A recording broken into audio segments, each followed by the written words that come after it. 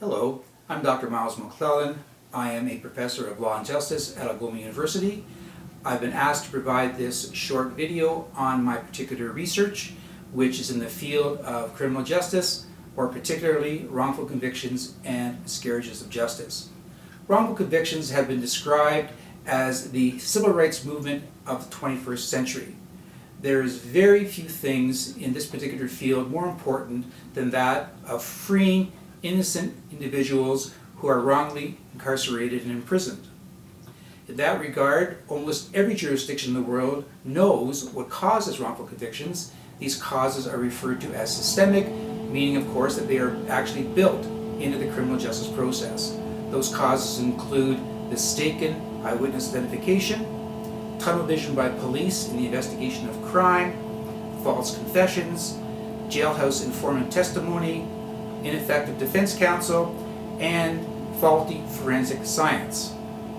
With particular regard to my research, beyond the causes of wrongful convictions, I deal more particularly with compensation for wrongful convictions, which simply means that I look at finding ways to allow those who eventually are released from prison to rebuild a life. There are three fundamental ways that this can be done. The first is by asking the relevant government to provide a payment or restitution for the years in prison. This is referred to as an exercise of the royal prerogative of mercy. The second way is by statute. There are a number of jurisdictions that provide for this. The United Kingdom does. 35 American states have statutory provisions.